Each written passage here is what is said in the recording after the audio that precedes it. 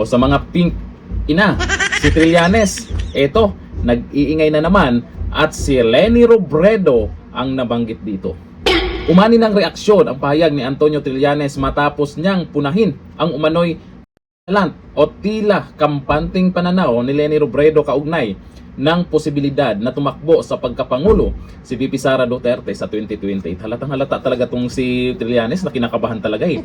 Naghahanap talaga siya ngayon ng pwedeng ipantapat. Akala ko ba kayang-kaya nyo ipa-impeach si VP Sara? Akala ko ba may mga mabibigat kayong ebidensya? Kung ganun, huwag nyo nang isipin yung pagtakbo ni VP Sara sa 2028 bilang Pangulo. Focus kayo dito sa pagpapa-impeach nyo kung talagang mabigat o totoo talaga yung ebidensyang ilalabas nyo. Lalo sa susunod, bali-balita natin si Trillanes na naman daw yung haharap dyan ngayon ito, problemado sila kung sino ang iharap nila o magiging katapat kay VP Sara. Si Leni Robredo lang naman yung medyo naman na magkakaroon ng boto, pero hindi didikit yan. Sa panayam ng programang Long Conversation, The View from Manila ng One News, iginiit ni Trillanes na maaring makaapekto sa pagkakaisa ng oposisyon ang ganitong postura ni Robredo. Ayan, bumabanat na. Sa mga pink ina. Eto, si Trillanes, kakampihan nyo pa ba dito sa mga pinagyayaw-yaw niya? Ayon sa kanya, tila nakatuon pa sa kanyang tungkulin bilang alkalde ng Naga si Robredo at wala pang malinaw na indikasyon kung paano niya haharapin ang mas malawak na usaping pambansa, partikular ang 2028 election. Nakakatulog pa ba to si Trillanes? Puro 2028 election na lang yung nasa isip niya. Mula nung sinabi ni VP Sara na tatakbo sa 2028 election, naku ito, taranta na sila. Dagdag pa ng dating senador, mahalaga umano ang maagang paglilinaw ng plano upang mabigyan ng espasyo ang iba pang posibleng kandidato ng oposisyon tulad ni Bam Aquino at Risa Hontiveros. Stress yarn? Bakit naman problema itong si Trillanes? Pwede namang ikaw na lang. Ikaw yung ayaw na maging presidente si VP Sara. Tapatan mo na. Kasi yung mga tao naman ngayon ay alam na kung sino yung dapat pagkakatiwalaan kasi may social media na.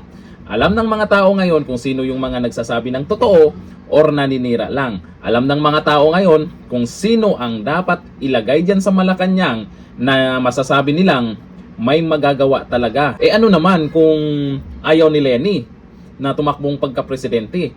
Baka alam ni Leni na hindi talaga niya kaya si Duterte.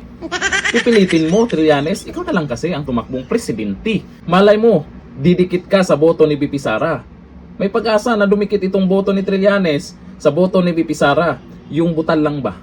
Ayon dito sa mga nagkomento, Trillanes Sabi ni Cabaldo Valdovares, takot si Trillanes, baka biglang maging Sara Leni ang tandem. Naku po, iiyak talaga yan. Sabi ni Fernando Sagaw, mayroon kayang boboto kay Trillanes kung sakaling tatakbo bilang presidente ng Pilipinas? Meron.